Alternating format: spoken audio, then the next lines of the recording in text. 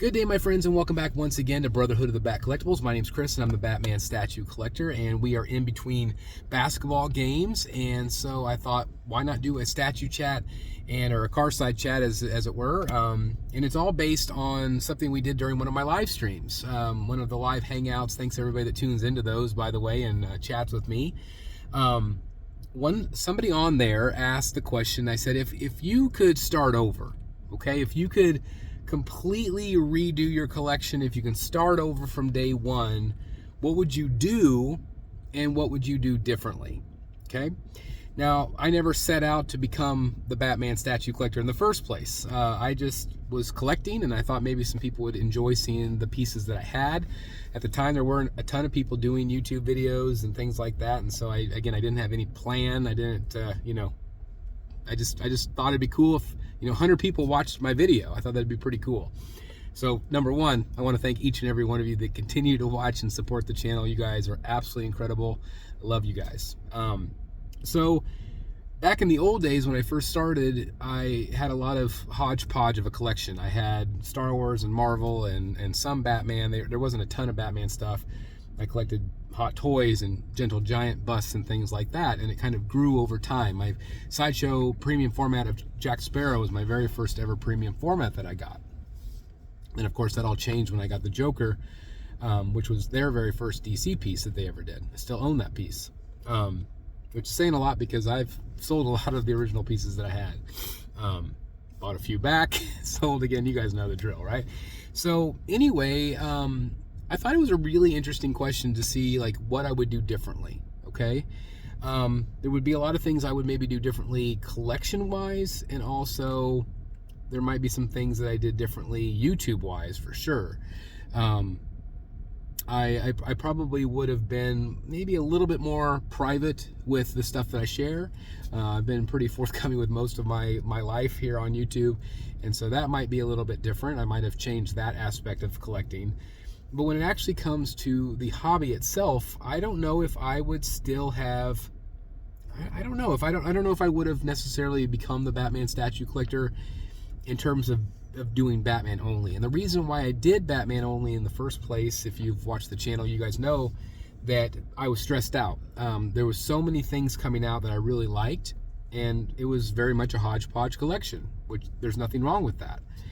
But I think if I could do it all over again, and I didn't have this YouTube channel, I didn't have the platform and all that stuff, I think I might not have just limited myself now to just Batman. I think being able to purchase some Batman items, not going overboard with it, also collecting Iron Man stuff, and maybe a few Star Wars pieces, like having a Darth Vader and an Iron Man, a Jack Sparrow, or whatever, and still enjoying the collection. And I refer to Jeff Delaney over at Secret Sanctuary. That's kind of where he is at his collection. He talks about how, he doesn't care. It's just if he likes it, he's going to get it, and it doesn't matter necessarily if it fits a line or if it fits looking next to each other. If, let's say a Vampirilla statue is right next to a Darth Vader, he doesn't care. I think sometimes that would bother me. But at the same time, if I could do it all over again, I think it'd be fun, because I feel like there's so many pieces that I miss out on. And it is what it is. I unpurposely became a Batman guy to avoid that stress. So I'm really happy with where I ended up. I'm still really happy that I did the Bat Bunker. I'm still really happy that I did all of those different collectibles, over the years.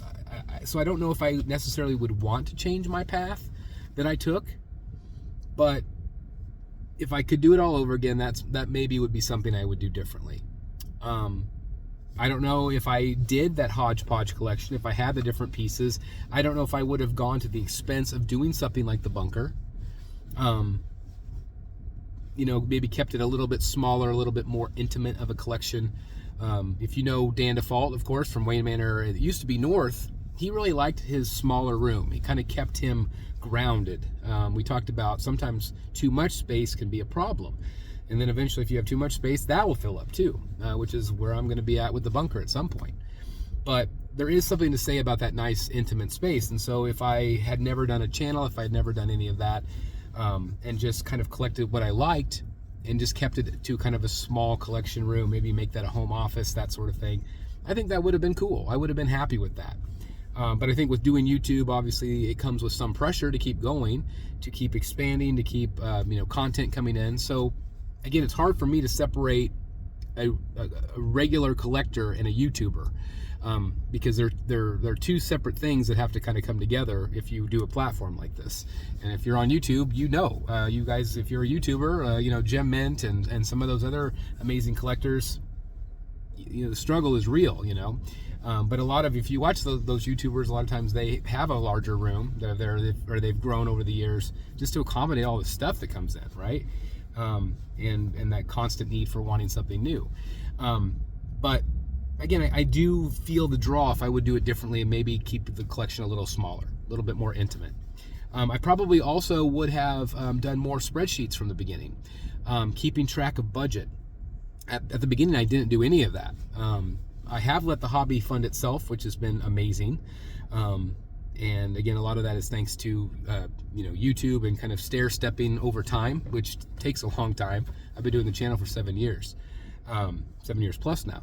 But I think if I had budgeted a little bit better at the beginning, not worrying about the deposits and the shipping costs and stuff, I think maybe that would have been a little bit more helpful. Also, just knowing, if I could do it all over again, knowing the ins and outs of the hobby. There's so many mistakes that I made along the way. There are things I should have done better or should have done differently.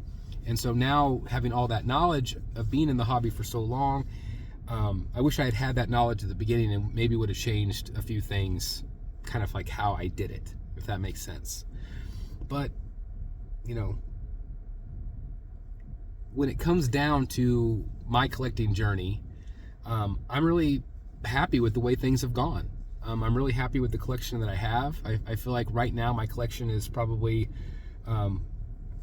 more complete than it ever has been. There have been times, like when I had the whole samurai line and everything was filled up in the old back cave, like I felt really good about that, but then again it started getting junky because there was too much stuff.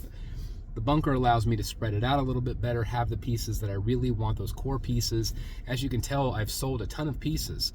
I've sold the samurai line. I've sold most of my Arkham line, and that is because I have a direction. I have a direction of where I want to be. So it is ever evolving. But again, at the end of the day, if I could do it all over again, I would probably add other characters that I love. But at the same time, it might have bothered me because it is a hodgepodge. I like a cohesive looking thing. But so many of you guys out there that have the hodgepodge, you guys do such a great job of displaying it. Like, there's so many amazing displays out there with, like, and again, I would love to have like Batman, and I would love to have some Spider-Man statues and some other DC pieces from like XM and Sideshow and Tweeterhead. Like, all these different companies, like, they do such a great job. And I do feel like I miss out on a lot of that amazing talent and all that amazing color sometimes. But I get to live it through you guys, right? Maybe there'll be a second collecting channel at some point where I do just my own hodgepodge of stuff. Probably not. But I'm really happy to be the Batman statue collector. I'm really happy to keep that as my theme. But let me know what you guys would do. If you guys had a chance to start over and do everything differently, what would you do different? Please let me know in the comments down below. Anyway, thanks for watching, guys. I hope you enjoy it. I want to give a shout out to that kid right there who's been sitting here listening to me the whole time as we're waiting for basketball. How's it going? Good. All right, good. He didn't want to be on camera, but I just totally messed up. So anyway, I hope you all enjoy it. Thanks for watching. Again, please leave your comments down below. And I want to take just a second to remind each and every one of you that you are all amazing. You're all special. Don't let anybody ever tell you otherwise. Never give up. Try your best and continue to be good to yourself. Most importantly, take mental health days if you need it. And also, please be good to your neighbors and people around you. Kindness is contagious, guys. Keep spreading it. We need it in this world. Otherwise, we'll see you in the Batcave. Bye, everybody.